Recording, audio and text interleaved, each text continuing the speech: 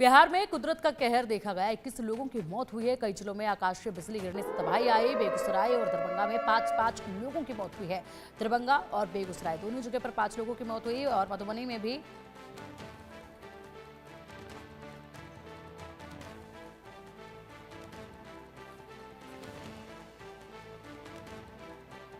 सहरसा, औरंगाबाद, समस्तीपुर में 2-2 की जान गई है। बिहार में कुदरत का कहर देखा जा रहा है। 21 लोगों की मौत हुई है। आकाश से करंट गिरा और उसके बाद लोगों की जान चली गई है। बेगूसराय और दरभंगा में 5-5 लोगों की मौत हुई। मधुबनी में 4, अररिया में 1 की मौत हुई है। सहरसा, औरंगाबाद, समस्तीपुर में 2-2 की जान गई है। 2 लोगों की जान गई है। अधिक जानकारी के लिए हमारे सहयोगी रितेश हमारे साथ जुड़ गए हैं। रितेश, वाकई में बेहद दुखद है ये।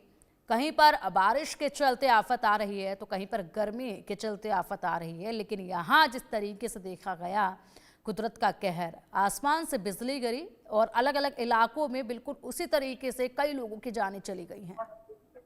बिल्कुल, देखिए कि एक दिन में 24 घंटे के अंदर तकरीबन 21 लोगों की मौत हो गई है बिहार के अलग अलग जिलों में, जहां पर आपने जिक्र भी किया कि बेगूसराय में 5, दरभंगा में 5 लोगों की मौत हो गई, समस्तीपुर में मौत हो गई है, अररिया में मौत हो गई है और 11 जो लोग हैं वो गंभीर रूप से झुलस गए हैं।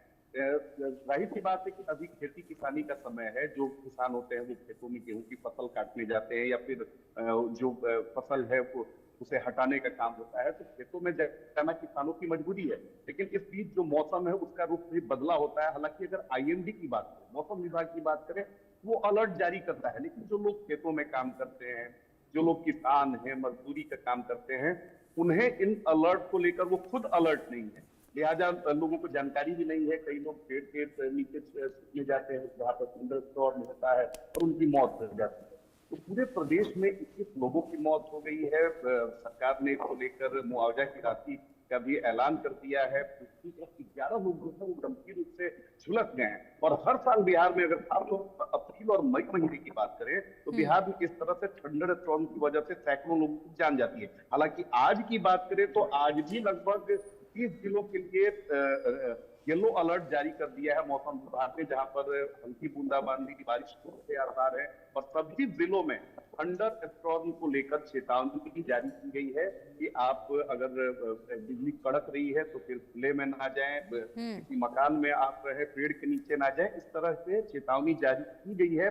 लेकिन उसके बावजूद भी, क्योंकि मैंने पहले ही बताया कि खेती किसानी का भी समय है, कि किसान होता है वो अपने खेतों में जाएगा ही, क्योंकि फसल काटने की बारी होती है, फसल को बेचने की इस समय जरूरत होती है। लिहाजा मजबूरी में वो जाते हैं और फिर इस तरह से मौसम का जो एक तरह से कहें कि मौसम की मार पड़ती है और वो किसानों की जान ले लेती है। ठीक है रितेश, बहुत बहुत शुक्रिया आपका इन तमाम जानकारियों के लिए।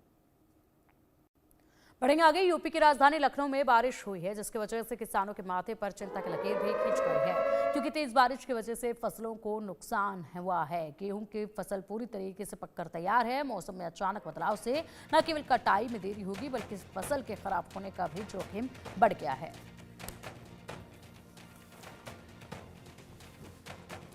तो अचानक मौसम ने करवट ली और उसके बाद लोग चिंतित नजर आए।